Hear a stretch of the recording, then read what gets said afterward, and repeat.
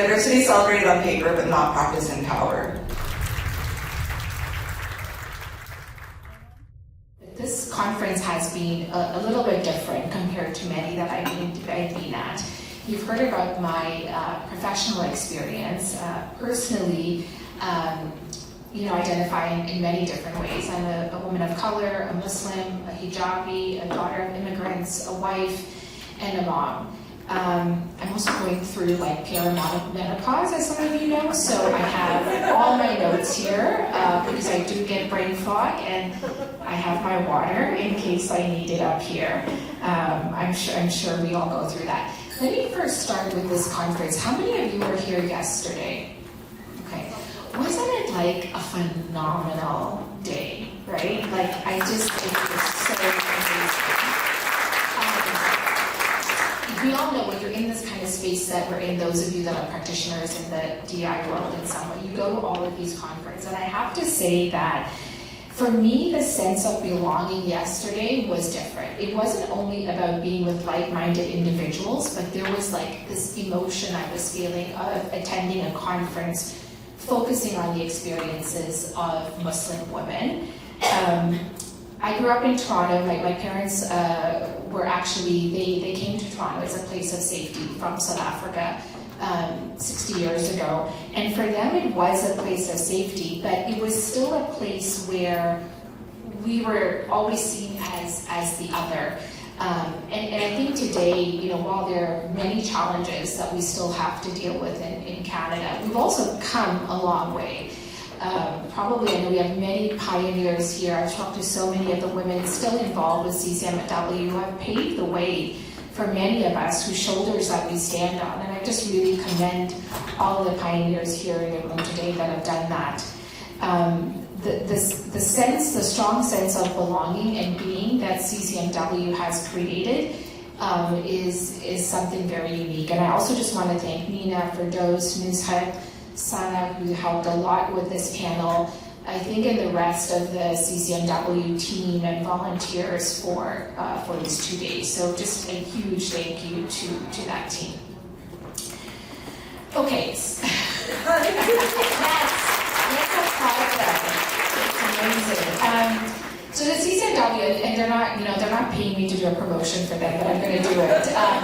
They do amazing research. If you haven't gone onto their website and taken a look at their research, the most recent Aspire study, which we talked about yesterday, I think there's going to be talking about it today as well, focuses on that experience of Muslim women in the workplace. But what I would say to you is, while it focuses on a specific group, you could take a look at that study and probably include any underrepresented or marginalized group, and the findings of that will help you think about how to kind of deliver impact across organizations. Because we know when we help one underrepresented group, you're helping all others, just as kind of a rising tide, lifts all boats.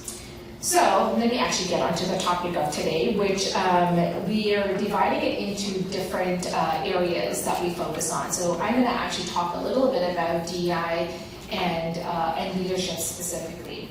So there are many things I could get into, and we want to make sure that we actually leave some time for questions at the end. So I'm going to focus on 3 areas of DEI and leadership, specifically behavior, decisions from leaders, and then commitments.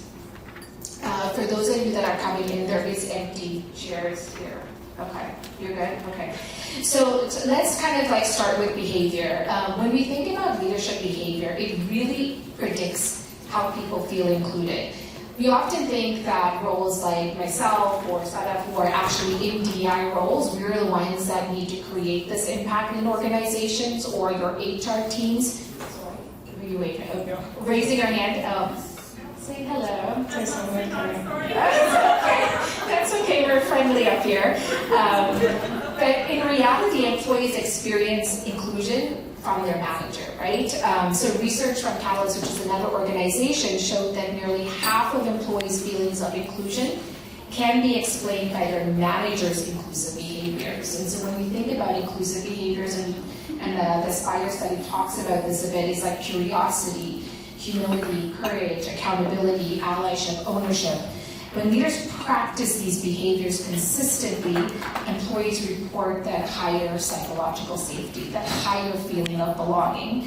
And that matters because we know when people feel included, they're going to speak out more, we're going to have more innovative solutions, and they're actually going to stay in the organization longer. How often do we hear that people leave their leaders, they're not leaving the organization? And I think many of us probably have experiences, I know I have, been working in very toxic environments, and it was primarily because of the person I was reporting to. So if you are looking at what's happening in your organization, I'm somebody who loves data and analyzing data. If you look at your employee surveys, don't just look at the raw scores, look at the comments. And focus on, are you seeing themes from leaders and their behaviors? Are there toxic themes that are emerging? And it's not always about inclusion or belonging. It could just be the behaviors of the leaders and how they're showing up. Are they showing up in a very hierarchical way? Are they bullying individuals? Those types of things. And then also themes from leaders who are doing this work amazing, because those are the stories you want to share. And let leaders talk to each other, right? I can talk to a group of leaders at the company and they'll kind of go, okay, here's Rubiena talking again about DEI and us being inclusive. But when another business leader talks to them about how they're showing up in this space, they tend to listen more. So that's kind of just a really quick snippet around behaviors. When we think about decisions, so decisions in leadership, right? We've read all the research, the McKinsey studies that we know, the ROI between business results and inclusive leadership. So the one thing to keep in mind is that it's not automatic. So you can't just have a diverse team, say, okay, we have an inclusive culture, okay, great, now we're going to have this amazing return on investment. It has to be very intentional. And again, I'm going to push back and say this is what leaders need to be actually taking more accountability for. They are the ones that need to be thinking about how are they embedding inclusive practices in their hiring decisions, not leaving it up to talent acquisition. How are they embedding it in what they do every day? So when you have those inclusive outcomes, that's where you're going to see the kind of rise or fall on how employees feel. So like I said, it could be interrupting biases. So how are they promoting individuals? Are they thinking about it? How are they creating that psychological safety where people actually feel comfortable talking up? This is, I think, an area that most companies are struggling with. I've had a lot of conversations recently with employees who have come to me to talk about issues where they don't feel comfortable talking to their leaders and really what we need to be doing more. And then how are they showing their vulnerability? People want to see you as a leader, as a person that's real. And so being vulnerable, being courageous, those type of behaviors as well. Because when we start building a culture, it's not about a policy that we wrote. It's great to have policies, and you should have policies in place, but it's not about policy. It's about the reaction that leaders have that create that culture. So when you think about an employee, or even yourself, right? Think about a situation where you've made like a mistake. We've all done that. How your leader reacts immediately after that mistake you made, that's kind of what's defining that culture, right? Are they accepting what you've done? Are they kind of coaching you through it? Or is it a feeling that you come back feeling that shame and that guilt for it? So and what I'm suggesting to you on kind of this area of decisions is, if you want to understand what is happening within DEI in your organization, don't specifically just look at the numbers, look at your leaders' behavior. And I'm not saying that it's easy. I know it's not an easy thing to do because mindset change takes time. And it's not as simple as saying, oh, we're going to create a new training program that sends leaders on this, and now all of a sudden they're all going to be inclusive leaders. That does not work. And mandatory training, I've never been a believer in mandating DEI training, because that doesn't work either. I put this for myself, so I don't talk too much. So I'll wrap it up. So one of the things I would say for that, for sure, is you want to work with your Marcoms team and have them think about their town halls and organizations. Have them like embed talking points. If you know your CEO is talking about something, reach out to his like chief of staff and say, hey, I know so-and-so speaking, can you have them add like a sentence in somewhere? So little ways and nudges that actually goes a longer way than just having a training program. And then the last one I'll kind of briefly touch upon is around commitment. And that's really around when we've seen this like sharp decline recently, right, about people pulling back from DEI because of the geopolitical situation. I found that my first 2 months of this year, all I was dealing with was executive orders and the impact that that's made. And so what we need to make sure is that leaders realize they can still step into this work even if the company is saying we're not going to be publicly out there talking about that, and holding your leaders accountable to those spaces. I'm going to kind of, I won't go into this, I may go into it in the questions, but I would just say again, on the commitment piece, get your leaders to be committed, to visibly show their commitment, to join employee resource groups, to talk about what they're doing, push them back on decisions that they're making if you realize that hiring decisions, promotion decisions are favoring one group, and then keep a check on those behaviors.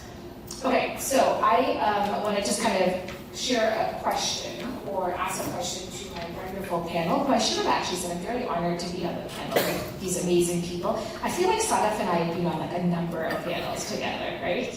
This DI world in Toronto sometimes is like really incestuous. What is, so either, I don't know, Sadaf or Darrell, maybe, what is one concrete leader behavior you've seen that's improved inclusion in your workplace? Is there one you'd want to share? I can go first. This is a very personal story. When I first started my career, my first real job, because I worked a lot of work before getting this job at the Toronto Stock Exchange. And eventually I got to a point where I was the junior person when a listed company, the first day on the exchange, the CEOs, the CFOs, all their executive team were there to celebrate that moment, along with the CEO of the Toronto Stock Exchange. And my junior part was to do a small presentation that lasted 15 minutes. The CEO of the Toronto Stock Exchange never remembered my name. He always referred to me as my colleague, but he would remember the names of all the CEOs and CFOs in front of him from the listed companies. This went on for 2 years, 60 times, my colleague, my colleague, my colleague. And I never had the confidence to confront him because he was the CEO. Anyways, we had a new CEO. The first day on the job was one of these listing ceremonies. She didn't remember my name, she didn't know my name, but she saw my name tag. The next meeting, very similar meeting, she called me by my name. And honestly, she could have asked me to do anything over the course of her tenure. I would have done it.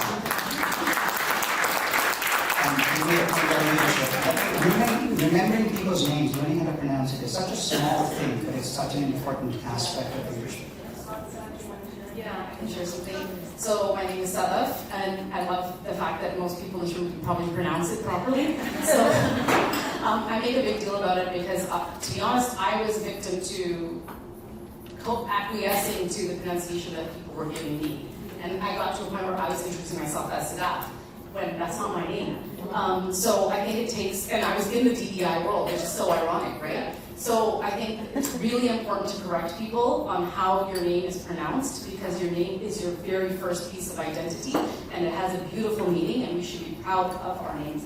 But my story, and by the way, I am a South Asian woman wearing glasses, long dark hair, in a burgundy jumpsuit and a black jacket. So I'm really happy to be here, and my pronouns are she, her.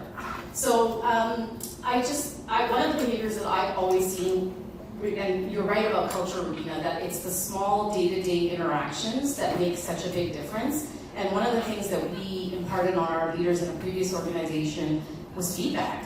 And managers have such power when they give feedback or if they withhold feedback. And there was definitely a trend where managers tended to give feedback, especially critical career building feedback, to people that were like them. It was easier to give critical feedback to people that were like them because they saw themselves in that person. It was like their little protege. Oh, I was you 20 years ago, you went to Queens like me, and all this kind of stuff was happening. And so they'd give them that, like, hey, in that meeting, you kind of messed up.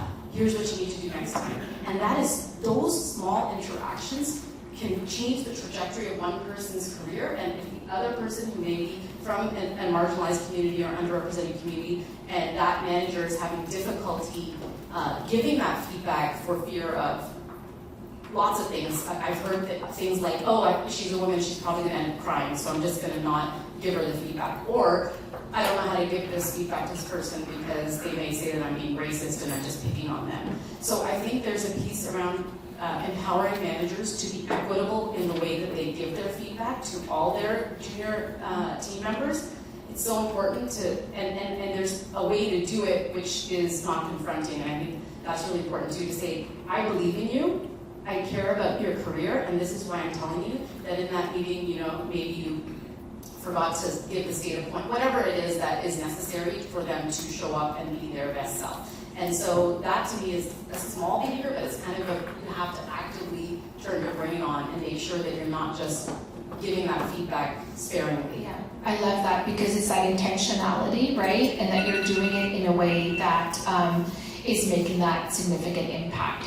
So, Sabeen, just kind of thinking about that, right, and being clear and creating impact, we know that often performative gestures, right, and tokenism, and we spoke about tokenism quite a lot yesterday, can stall progress. What have you seen work to shift from that surface level support to genuine kind of shared power for underrepresented groups?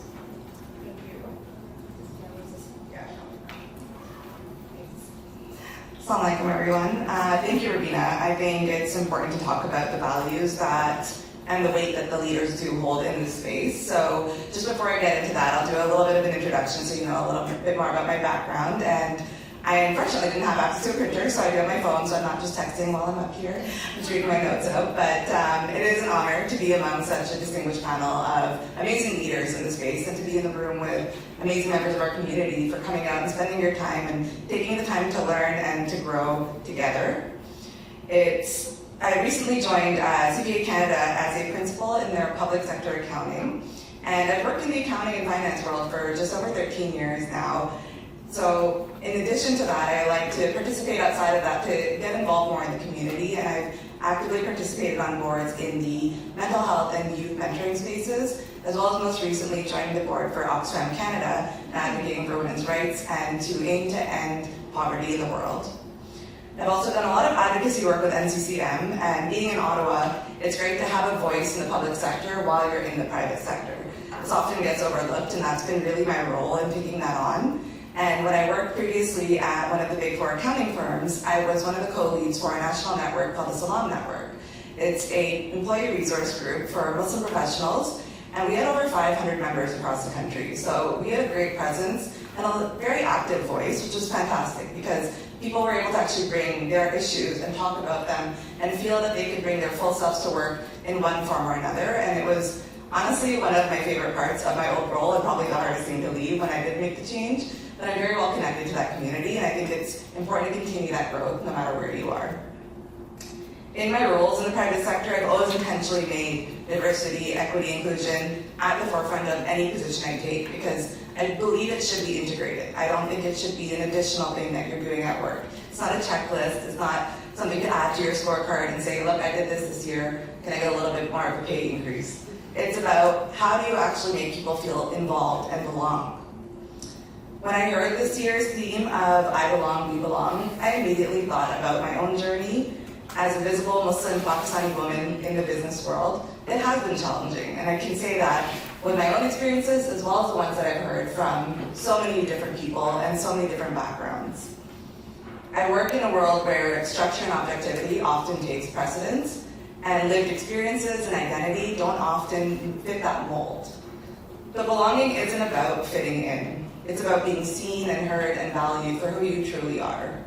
So to answer your question, Rubiena, it is important to talk about the shift from surface level support to really genuine shared power for underrepresented voices.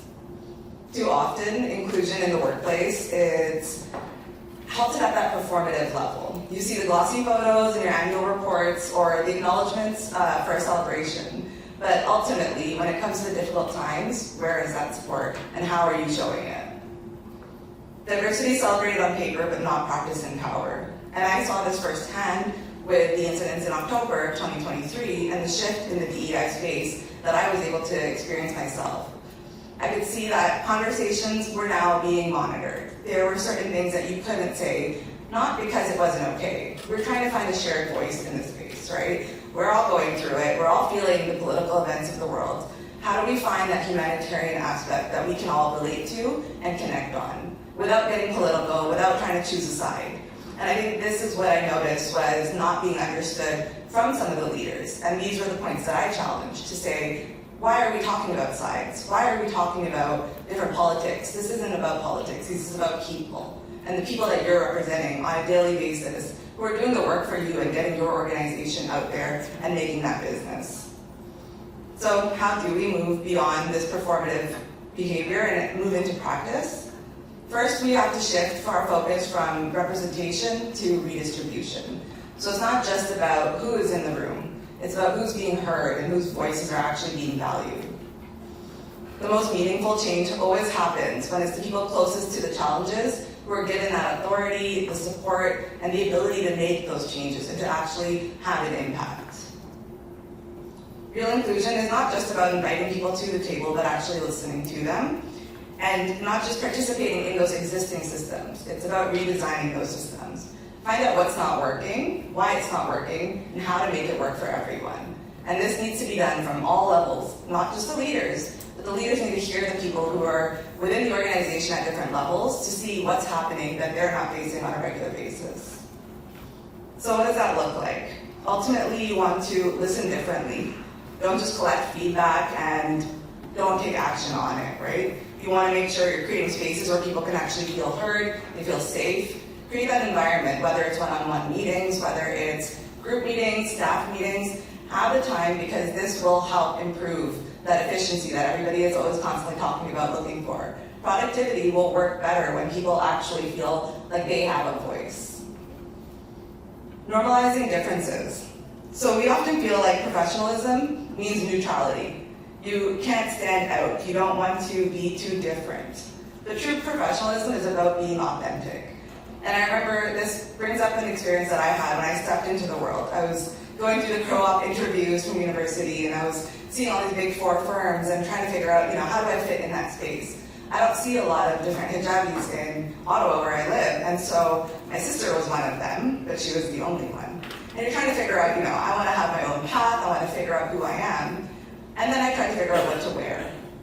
And back then, modest fashion was not a thing. It did not exist. So we were out there trying to figure out how to wear dresses with pants and put a blazer on it and some cardigans, and you're going through all these different things in your mind of trying to figure out how do I look the role, but not feel too different, but look like I fit in. And it became this really weird and interesting experience for myself, because to this day, whenever I get dressed, even coming to this conference, I had a moment of, do I look? Okay, yes, I'm fine. I don't need to think about this too much because I want to be different. And somebody said it to me, they go, oh, are you sure you can wear like a dress with pants? Doesn't that look like different? And I looked in the mirror and I was like, I do look different, but that's okay, because they didn't hire me because of how I look. I fit the role, I'm clean, I'm polished, but yes, I look different, and that's good, because not everybody wants to just look like the conformity of business world attire. So I found that was really important to me, and I think you don't realize the impact you have until people come to you and go, I'm so glad I saw you wearing that, because I didn't know if I could. So you may have an influence on one person but not know it, and if you get to hear about it, I think it really drives that message of continue to do that work, because you are having an impact, if not for yourself, for others as well. Lastly is accountability over optics. So many leaders can say the right things, but what they do behind the scenes and what they do when no one is watching is what really matters. That means measuring progress, making space for feedback, and risk management. Psychological safety. This is a key risk management for people in the workplace. And when people feel safe to speak and to fail and to learn, that's where innovation and trust really grows. So we've all seen performative actions in the workplace in one form or another. So I'm going to invite my panelists to share if they have an example of if you've either encountered or heard of performative actions and what you did when you saw that. I'll do it really quickly. So one of the companies that I worked at, we did a huge study and spoke to a lot of our employees who were BIPOC within the US and Canada. and came up with results that there were a lot of things wrong in terms of what was happening in the workplace, and we needed to shift it from systemic issues, etc. One of the areas was also engaging externally on conferences and events, and that's the easiest thing to do because you're throwing money at the issue to show up at, like, and they're amazing conferences, right? But I'm just saying, like, that was the easiest thing to do, and that's what the leadership decided they would do. Very performative, and I think that's the point where you push back, right? And go, great, we can do this, but there has to be an and. But it was just one of the things to think about. If your organization is one that's constantly showing up on these big stages and big conferences, great, it looks good, but what's happening back home, right? So like I worked for Disney and people are like, that must have been phenomenal, but I always say people, you know, Disney leaves the pixie dust at Walt Disney World. There's a lot of things like that, you know, that you have to deal with. That's the systemic issues, and I think that's kind of what you're saying as well. Yeah. I would say a lot of organizations like to apply for awards. So they'll apply for awards. Some of them are pay for play, so if you pay enough or buy a table, you pretty much get the award. And oftentimes I think that can backfire because if your actual culture and the employees in your organization aren't satisfied, number one, it's a big eye roll because they're like, how do we win that? It's crap here, right? Or so I think you have to be very careful about the types of awards you apply for. Are they legitimate awards, and can you back that up with real life testimonials? People, if you were to ask, like, you know, someone in your Halifax office, you know, is this how it really is? Like, can you really back that up? And so oftentimes I've had to push back on leaders to say, honestly, that one is just not a legitimate award. And yeah, we could probably win it, but we aren't doing half the things that it's kind of implying that we are. And until we get our house in order, you know, I don't think it's appropriate for us to apply for it. Yeah. And good for you for actually having that voice and like speaking up when you see these things, because that's what we need to do more of. You can't just let it happen and go, okay, well, maybe we should consider what needs to change. We actually need to have those conversations, and they're not always easy, but what are you really risking by taking it, right? It's about approaching it in a proper manner, and I think that's very important. I think, you know, the emotions are there and the feelings are there, but how would you approach it as you would any other topic at the workplace? So these are very important points. Thank you for sharing. To close out my topic, an important reminder for us all is that every time we bring our full selves to the table, even when it feels risky, these actions make a little bit more space for someone else to come to that table and make a difference and continue that growth. Our belonging isn't symbolic or isolated, it is all connected. When one of us feels seen, that circle of expansion and belonging expands, and for everyone who is there, you're feeling that you have that full potential. You're unlocking it for your people and for your organizations. So Darrell, I'll pass to you, and I would like to hear in terms of your experience, what helps individuals move past the comfort of performative inclusion towards the courage of a genuine and shared belonging? Thanks, Sabeen. I'm going to come to answer that by way of a few stories. So there were two teenage fish. And if any one of you know teenagers, you know how teenagers can be, they were swimming along happily, and they passed an older fish who was going in the opposite direction. And the older fish gave him a wink as he passed and said, "How's the water, guys?" And they looked at each other kind of confused as they kept swimming along, and then they turned to each other and said, "What's water?" So my name is Darrell Pinto. I grew up in Bahrain in the Middle East before coming to Canada as an international student. And I like to think of that phase of my life as a fish in water. I took for granted the way I spoke, my friends, my family. And then when I came to Canada, it's my fish out of water stage. Everything that I'd taken for granted was not the same anymore. The small things that really mattered, the connection points we have with people. First day of high school, I walk into the cafeteria and all these kids are clustered in tables. You know, there was the job, I didn't know what the words were. There was the jobs table, there was the cheerleaders table, there was the nerds table, there were the loners table. And I knew I wanted to sit at one table, so I picked one randomly and sat down, and the kids didn't chase me away, they were very polite, but they ignored me for the conversation. And over my high school career, I kind of floated from table to table, never fully belonging in any single table, but listening very hard. And even though these were Canadians writ large, there were subcultures happening at these tables that were very different from each other. They were speaking different languages to each other. When I say languages, they were speaking in different ways. They were speaking English. They were not connecting well with other tables. And although it was a very uncomfortable experience to be a floater among these tables, it kind of set the stage for my career. So what I do today, I'm the Director of Employment at Jumpstart Refugee Talent, and we support refugees, skilled refugees who have come to this country through no plan of their own. And they're trying to, just like me, figure out which table to sit at. They're fish out of water. Looking for work is a very difficult thing for them. And I find myself leading in to support them in ways that I wish that high school kid who came to Canada 4 years ago had that kind of support. Dee Dee Myers, if you don't know who she is, she was the first female press secretary to a US president under Bill Clinton. I was doing my MBA when she had left that post, and she had written a book, and she was on a book tour. So she came to Rotman, and I had signed up for listening to her presentation. I got there late, so it was a crowded auditorium, and I unfortunately got the back of the room, standing room only, to listen to her talk.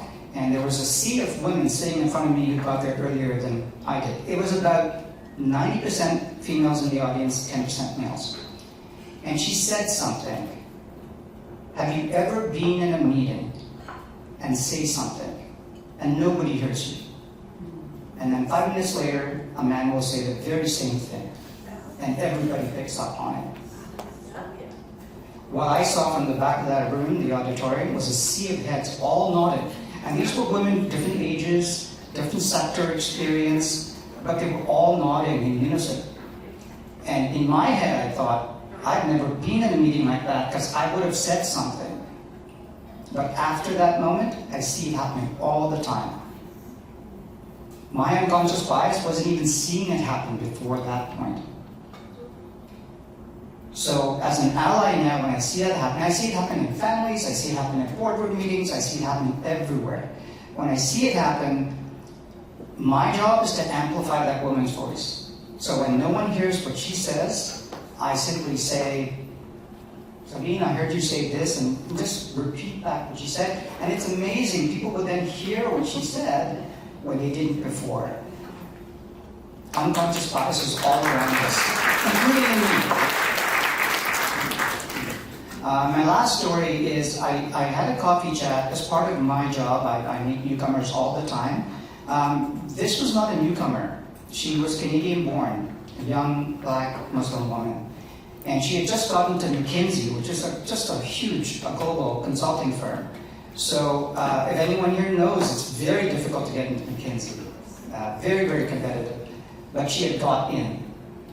And in our coffee chat, she was telling me how intimidated, how much of imposter syndrome she had being in McKinsey. She felt that she was given this opportunity because she was a black Muslim woman, not because she was smart and she was competitive and was deserved that spot. And that lack of confidence was being, in subtle ways, mirrored by her staff at McKinsey. I mean, they weren't rude to her, they weren't explicit to her, but she was feeling this. I'm not good enough to be here. And what I said to her, and I hope it landed well, was, you have to reframe how you're thinking about this. You deserve to be here, first of all. You've made it.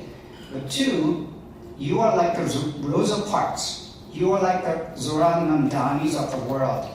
You are there because you deserve it. But the women that come behind you, the sisters that follow, will have an easier path because of what you're doing today. So that reframing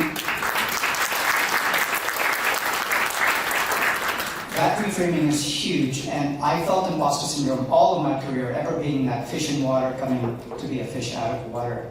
And I really celebrate the Canadian Council for Muslim Women, everyone here today, because the energy you're deriving off of talking to each other and the panelists, not only today but yesterday, It's like that young black Muslim woman I had a coffee chat with. You are building each other's confidence, and ultimately you are creating paths for those that follow behind you. One last thought, and that is inclusion. It's great to talk about inclusion. I've been on so many conferences and panels where inclusion is talked about. Inclusion is an action. It's not an aspiration. So in the day-to-days, whether it's in your families or it's in your workplaces, it's what am I doing or not doing that is creating a space or not. I'm not hinting at leadership. It's their job, absolutely. But if they're not doing it, I can do it in my own little sphere of influence. I'd love to ask the panelists and maybe everyone in the audience by show of hands, have you ever had a moment where you felt unheard or unseen? Just a quick show of hands.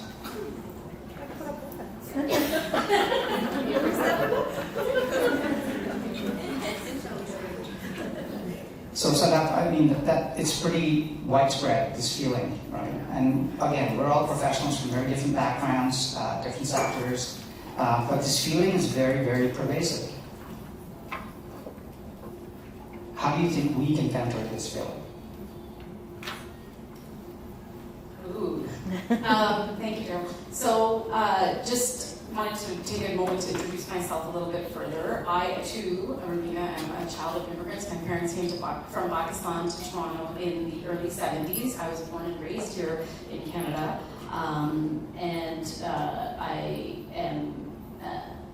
I also am we have a lot of commonality on this. I am a CPA or CA by background.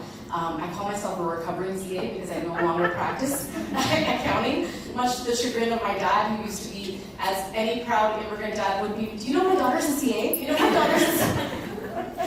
And he's like, what are you doing now? So, about 5 years into my career at one of the big accounting firms, I was auditing big publicly listed companies and working like crazy hours. If those of you who know audit well, I was working almost 80 hours a week at some points of busy season. What we need to do is ensure that our systems actually cast the net wide enough. The systems we already use, the regular systems, not separate special program, but our actual systems for promotions, for leadership development, when we put nominations forward for our GHD, leadership development program, we have to ensure it's representative and that the people in that program. So we don't need a separate program, we just need to make sure the programs we have are equitable and fair. Just being a lot more business-minded and focused on what is the actual benefit and proving that. And I think for us, I very much agree when it's very hard to be one of those first people stepping into a space where you're not represented and falling into that, like, am I really here for this, or is it because of how I look, or all those things. But I just go back to, like, when a white person hires another white person, nobody says, oh, they hired, and I fell into this trap too because I actually have 2 Muslim women on my team. And honestly, it was, one of them is Palestinian hijabi, and I had a second. I said to my husband, do you think people think that I'm giving preferential treatment to other Muslim women? And he's like, would you ever ask that question of the CEO or whatever when they hire for their CFO role or their whatever role? Do you think he's having that mindset and thinking? No, he's not. So why are you thinking about it? You went through a process. It was a fair and equitable process. These were the best candidates. You shouldn't feel anything about it. So I think we also have to fight against that at a very personal level of it's because we're the first or the early, and it stands out, but we shouldn't feel ashamed, or if we're doing everything the way that it should be, we shouldn't be afraid to stand on that. So, I don't know how we're doing on time. Okay, so I think I'm supposed to, transition, thank you, and it's really nice. I have to say on a personal note, about maybe almost 15 years old, because you probably don't even remember this, but I was early in my career, early in my DEI days, but I spoke at an International Women's Day event at City Hall in Brampton for CCMW, and it gave me a platform to speak about DEI in a public forum. So I just wanted to say, like, it's a bit of a full circle moment for me too, that I've been doing this for so long, but one of my earliest speaking engagements was with CCMW. So I think any like reflections on that we can open up to Q&A, because we want to make sure we open it up to questions from the audience. And do we have a mic runner? Or I'm in Korea Jill, so. Oh, you just. I can throw my voice. So I agree with Darrell here when he said about. I could throw my voice really, honestly. We all agree. All right. So yes, Darrell, you must have heard of Dr. Wayne Dyer. Yeah, and he said when you look at things, when you change the way you look at things, the things you look at change. So I agree with you. And I agree with you that your dad was so proud of you. But I know my husband keeps blah, blah, blah, blah, whoever we. You know, my daughter, she coached the women's football team of Canada 3 times and she played for Canada. So I agree with you. Thank you for an amazing panel. Very immigrant parent thing to say.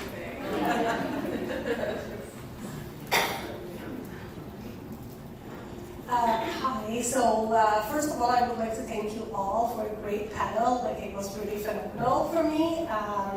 I feel like I'm not necessarily having a question, but a few comments that I would really like to share. So first of all, I feel like I have been in my role as a leader for the last 10 years and have done so many conferences. That's exclusively the conference that I feel that I fully belong to.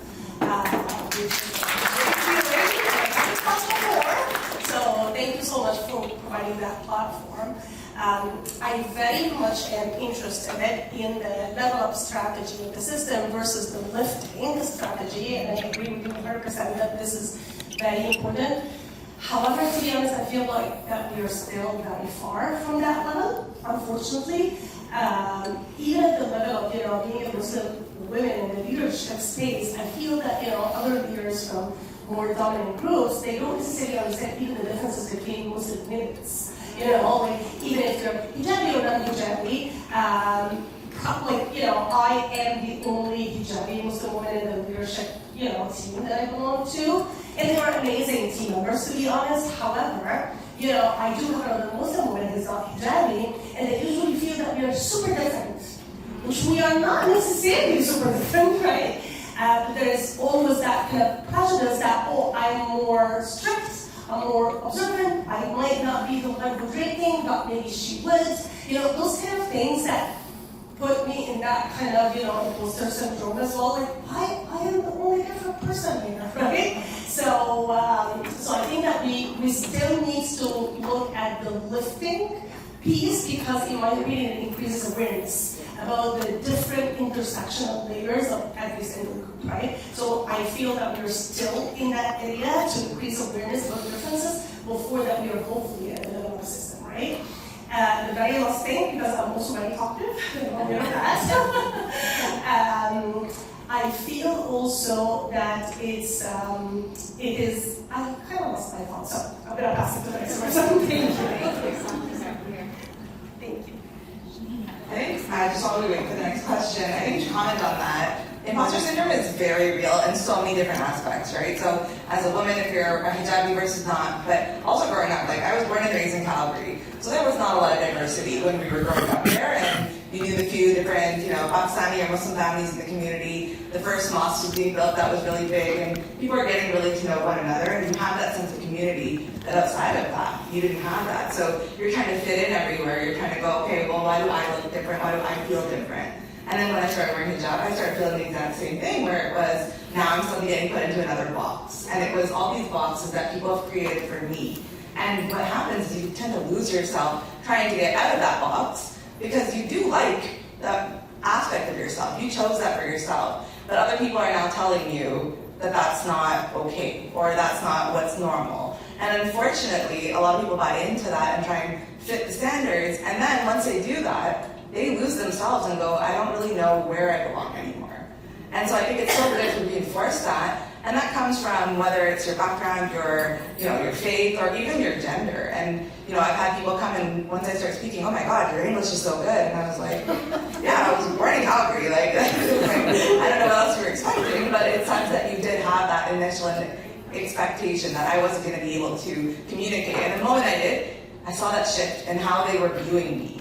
And I go, if I had an accent or if I didn't speak English as well, that would mean I know 1,000 words in another language that you don't know. So it's not that I have a disadvantage. I actually have a one-up on you, but you don't see it that way. And we need to start to shift that, right? And that comes from also gender, and you mentioned it earlier. If a man explains something versus if a woman does, it doesn't get heard. And I've had that happen so many times in a room where two of us will be speaking and it's two women and we're really reinforcing a topic. And then two men will have a conversation on the side and go, oh yeah, that makes sense. But while we're speaking, blank faces, right? So it's really about stopping it, which I've done in the middle of a meeting and go, is there anything that you're not understanding from what I'm saying? Or do I need to be clearer in what I'm explaining to you? And almost flip the table on them and say, are you not getting it? As opposed to them making you feel like you're not actually explaining it correctly. Sorry, I just wanted to add that in there. Thank you. First of all, I just want to say thank you. It was a really great panel. I echo your comments on really belonging here. My name is Shima Khan. My pronouns are she, her. I am ex-corporate, I guess a recovering perfectionist / all the masking, all the things, right? So I've become a therapist over the last 3 years. I run my own private practice currently, and I'm doing a lot of support in actually burnout and the stuff that comes with masking and not feeling like you belong at work. So that's a lot of the work that I get to do with clients. And another intersectionality that I'm noticing, and I'd love to get your perspective on this, is neurodivergence. And I'm wondering if that has been something that has come to the table in your diversity work, because I've had clients that have lost their jobs because of the way that they think differently, they act differently, they process things differently, and the world and the systems are not built for neurodivergent people. So I just wanted to get your thoughts on kind of where that conversation's going. Thank you. Yeah. Okay. No, this one's about your slide. Okay, great question, Shima. So we have a neurodiversity ERG, employee resource group. So we do have an actual group for people who are neurodivergent to get together, just create community, create safety, all of those things. And they've actually come up with really great feedback on how we can make our office spaces more inclusive, because we have, and many of you probably work in workplaces where there's return to office mandates now, right? So we have 3 days a week now that people have to go back into the office, and they gave a lot of feedback on just like literally like what could make things better and make them more productive. At the end of the day, any business wants to make money, and so how do you get the best out of your employees should be a factor in that. And so whether it's noise canceling headphones, fidgets, like all over our conference we have in the middle of tables like those fidget toys for people to, be busy with their hands, other things. Lighting is another one. So not just the monitors lighting, but the lighting that they're around in the office space and things like that. So we're definitely trying. I would not say we are there yet, but I would say that our population being engineers, I have noticed, because I've worked in other industries, there's definitely, I would say, a higher proportion of people who are neurodivergent who are in the engineering space. That's just a broad sweeping statement. I don't have the exact figures on that, but that's just been my sense, because of that type of thinking lends themselves to some of the types of projects we do and the work we do, and it's an advantage actually for us to have people who can focus and really deliver. So we are trying in different ways. Our actual upcoming event we're going to have is around even just using software and some of the platforms we use on our laptops that can help from a neurodiversity standpoint. So it's an emerging space, I would say. Like disability overall is probably, and accessibility probably and we've been talking DEI, but we should actually be saying DEIA, right? And so I think that's one of the last aspects of diversity that probably is still growing. And even for practitioners, their understanding of this and in this space is growing. So I'm really glad that you're bringing that up because the impacts of whether it's COVID and lockdowns and all of those things and now return to office impacts different people differently. And we need to actually reach out to that community and better understand how to, and within the neurodiversity space, right, the needs are so different depending on the type of neurodiversity that you have. So it's not a one size fits all.